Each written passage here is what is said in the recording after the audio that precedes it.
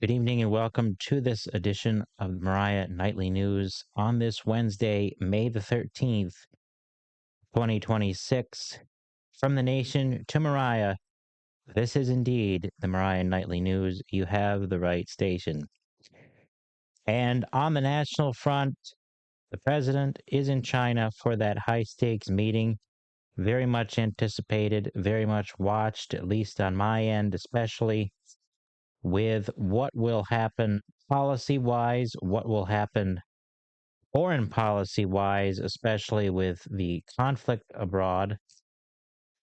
The talk in the media has been the changes from last time, the differences in the Chinese economy, the differences militarily, and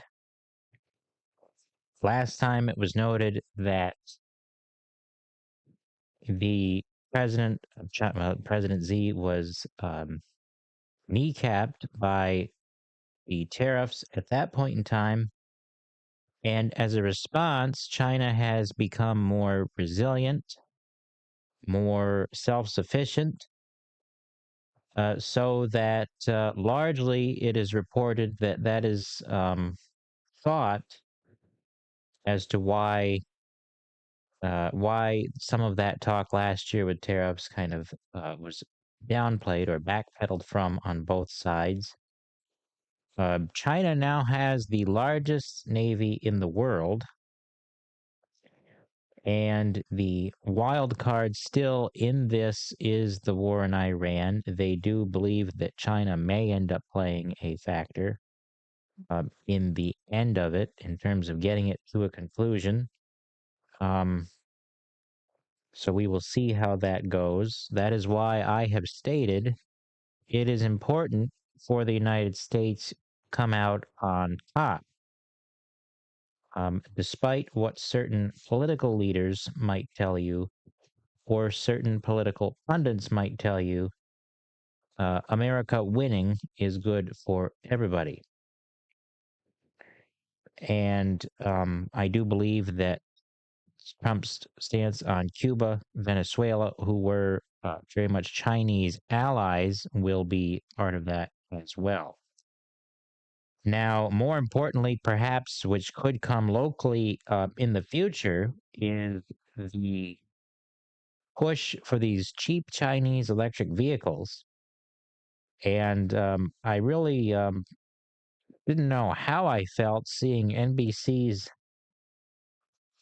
News anchor Tom Yamas riding around an electric vehicle in China, and because it just does not seem good. They did on that broadcast note the national security risk, and I note that as well because automakers are very concerned about how that could undercut their business if that does come to the United States. Those cheap electric vehicles that would end up undercutting American automakers and be across the board here in our region very bad for the economy and the national security because China is not a friend of the United States, as I've said many times, so I'm not going to go there again.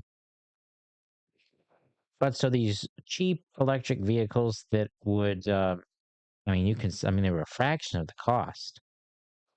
They said around 30,000, I believe, was the final figure. 25 to 30,000 was this guy's figure that rode around with Tom Yamas in his car, and just had a very nonchalant feel for someone that on the national stage that was supposed to represent the United States. But I will leave you to your own opinion on that.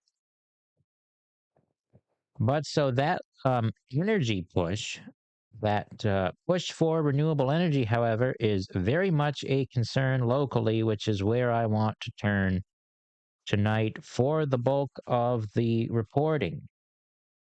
Because of the fact that a large degree of research and preparation for this broadcast was spent on trying to bring you the best information possible on these lithium battery storage units that are being proposed for Ticonderoga. And because the more I find, I do believe that this would concern not only Ticonderoga, but it would concern Crown Point, Moriah, um, Hague, all of the surrounding region as well. Tesla is involved on a piece of private land, insofar as we can tell. And the question, at least insofar at this point, is what happens if one of these fires breaks out? As we've noted so far in the reporting, that there is a great deal of risk in this technology, and the more that we find, the more the risk goes up. So if a fire breaks out, the local hazmat team is required to respond by the based on APA environmental regulations, all that stuff. And because you're dealing with a hazardous material there, your hazmat team would have to respond to that. So in Essex County, in our region, for us here locally, that team is based in Lewis. Of course, that's where a lot of where the county government and whatnot is, up in Elizabethtown, Lewis. So that's where they would be based. But a large chunk of those members, however, are traveling from as far out as Lake Placid and North Alba. And so when you factor in the prep time from getting from those places to Lewis down to Ticonderoga, and that is, you're looking at a possible response time of up to an hour to an hour and a half. In an emergency situation that very well could be a matter of life and death, depending. And the very much the wild card in this is not so much the fire, but the possibility of explosion in these devices, because they're not only flammable, but you have that explosion, that explosive element as well. And the humanitarian aspect of this, the risk to the first responders and the personnel, is really something for the community to consider here. In Arizona, where we mentioned on Monday and in our initial report back on Friday, there were 4 firefighters, first responders, that were injured in that fire in Arizona. And then another fire with a lithium battery that was not so much connected to a storage unit, but it was still dealing with a battery at a factory in Chattanooga, Tennessee.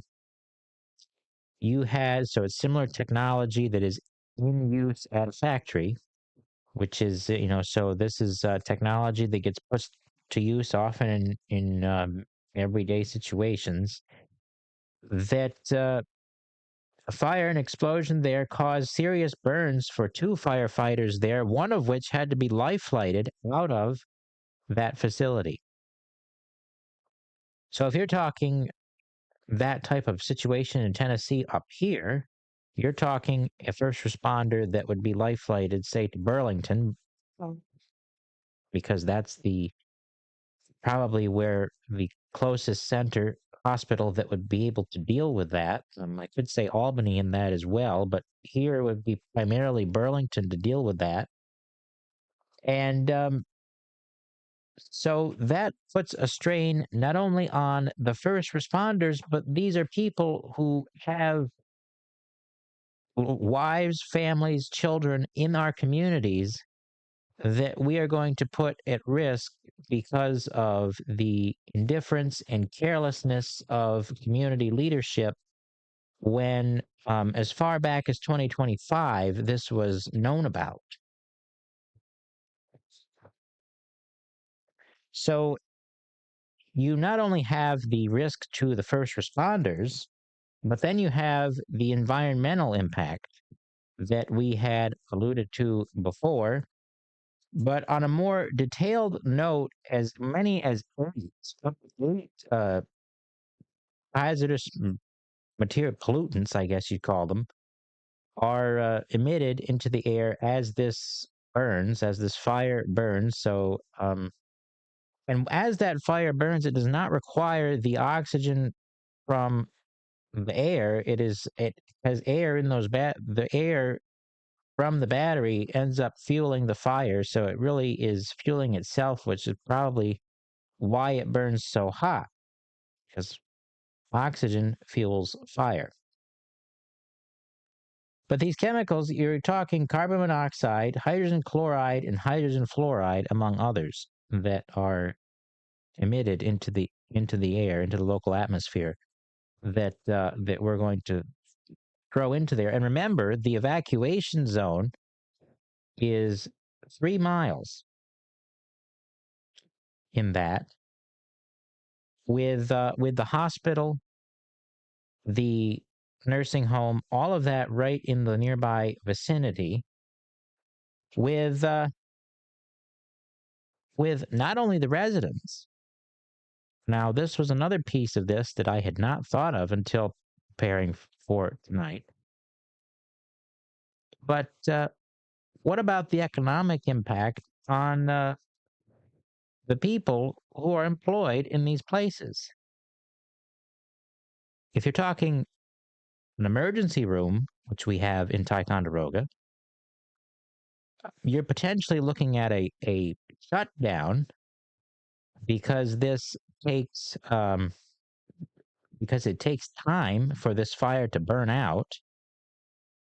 So if we're looking at, say, a 4 to 5 day window where this fire is burning down, are we going to have an emergency room shut down and people denied health care because of the fact that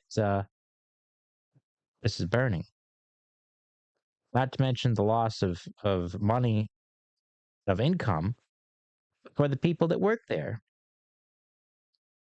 So you not only have the environmental impact, but you'd have the potential economic impact and the disruption to the entire community and region because of the fact that that people's carelessness and, quite frankly, selfishness at this project that gets let in here like this, so undercover, um, by the looks of it. And the with the Lake Champlain there, the Lachute River, all of that runoff in the Lake Champlain Basin nearby, how all of these environmental groups are not up in arms is kind of surprising and somewhat hypocritical for a region that likes to pride itself on being forever wild and so full of environmental beauty, which it is, and everybody that lives here knows that and appreciates it. But people, where are the people that want to protect the Adirondacks now? So I realize that I'm probably a little more heated than usual, but we cannot allow something like this to come into Ticonderoga, and to think that it would not affect Moriah, Crown Point, or anyone else, because if you're on the fire departments in Moriah, Fort Henry, Mineville, Crown Point, I guarantee you that in an emergency like this, depending, you would be called. Very much so. That happens all the time in this part of the country, where if a major structure fire, for example, to use an analogy, breaks out, it's often that multiple departments are called to the scene to respond to these things. So this would not just be a one community problem, it's an entire region problem. And with New York State pushing these renewable energy projects and the wide availability of land in all of our communities, don't be surprised if tomorrow the next one is Crown Point or Moriah considered for the chopping block. So now that that's over, and I have put that ugliness behind us, let's move to the good news, and that is to highlight some of the local businesses and the community focus that very much defines our way of life here in the Adirondacks. Tonight's business actually has Adirondack in the name. Adirondack Forest Management and Excavating. They are right here in Moriah, fully insured, running septic. They do all kind of septic work, drainage, water systems, utilities, driveway, concrete, anything, you name it, and even topsoil and things like that. Pretty much doing it all. That's Dickie Finnessy that's doing that, and I can't call him anything else because that's just not how it works. Of course, he started out many years ago working with my dad, so there's a little bit of a personal connection there.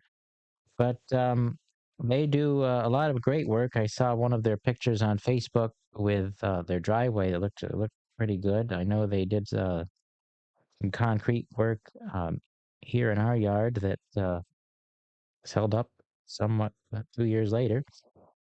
And so all of their information is there on Facebook for anybody that wants to give them a look there. They do have an email and a phone number there, which I'm not going to say on air, but that is out there for anybody that wants to give them a call and give them some work, especially this summer with the construction um, season just starting up, and it is just starting up. If you were going into Ticonderoga, you know that Route 9N is being uprooted with construction, and the Corduroy Road up on the northern end of Chilson, that apparently also has been closed, and I found that out because I wanted to detour around the construction and could not. So if you want to, so I recommend checking them out, Avery, and all of the other local businesses that support our community and all of us here. And in our Moriah focus tonight, the Port Henry Fire Department, as I briefly mentioned on Monday, but did not have all of the information together. They are seeking a similar vote to what Ticonderoga just passed, and that is to build a new fire department in Port Henry to replace an aging structure. The current structure is over on Church Street, and that is the old Henry Garage there over on Church Street, as you see it there, with built around, I believe, 1911. So there's a little bit of history there. And so that is where the current building is now. The new proposal is down on Main Street towards the southern end of the village, where the old A&P, or in my time it was, I believe, New Way Linen. And that piece of property is, as you see there, a little bit more run down. The plan would be to demolish that structure and then build a new fire department on the property. They have been given that land by Will Dio. It was given by them to them in a few years ago for this purpose. But this vote was struck down in 2022 by a fairly wide margin, 78 to 78. It was rejected by the Port Henry voters. Still probably somewhat of a low turnout there because Port Henry's probably got about, I think it was 1,500 or so, 1,700, something like that at the last census. So you're talking a still low turnout. Again, I always like to plug for greater participation in these political issues. But that was rejected then, and it is still being highly debated in the community now over what the project would add to tax assessments over the long run, and considerations over resources, things like that, being debated in the community. So the proposal itself is a $4.5 million proposal, and 1.6 million would be a 30-year bond, and that is what the Press Republican afforded with 3.28 in grants, which I assume would be state grants. Again, Press Republican didn't tell us. So if I had to guess, that's a 30-year bond from the local tax levy, which would make sense that it would go on everybody's taxes. There was an informational session last night, and it was reported that it went well. I was planning on going and did not make it, and but there is another one coming up that hopefully we will be there for that one. But so that figure includes the demolition costs, and so the debate, part of the debate, is whether or not it is I wouldn't say a good use, but the right use of resources at this point, or would the town be better served consolidating into one Town of Moriah Fire Department?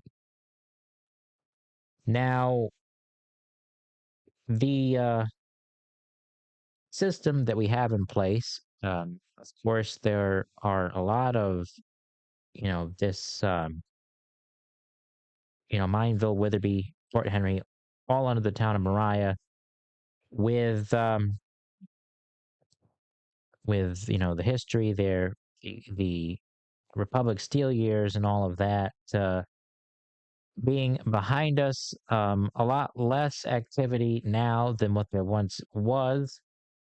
So I do think that's a valid consideration at this point of um, raising those questions, having those conversations is not a bad direction to go in, and asking ourselves more locally of could we be better served in having a centralized department with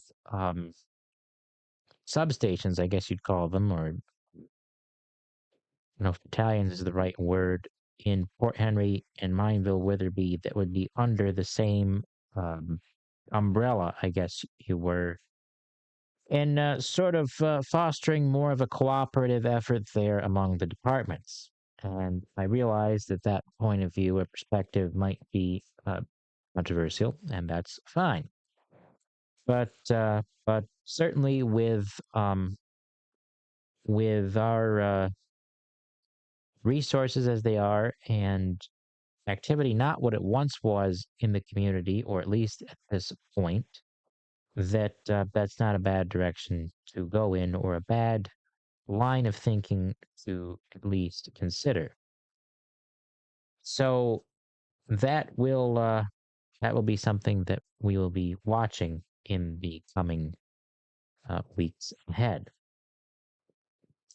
However, I do want to announce a brief programming note, and that is to say that next week we will be on a brief hiatus, I guess you might say, a leave of absence, or just a brief vacation. This was a pre-planned family vacation, so I will be on vacation, and without a proper substitute news anchor at this point, I am not able to do that. And so we had, as a family, decided that about a month ago or so. So I am heading south to Myrtle Beach, and therefore will be absent. But there might be a picture cropping up here and there. And there will be that part 3 of the America, Israel, and the End Time series popping up on YouTube on Wednesday. I will pre-record that and release that so that there is no dead air, as they say, during that time. So I do want to make everybody aware, as we close tonight, of what we're doing here at the Moriah channel to help support the vision, I guess you might say. And if I can get it to scroll over here.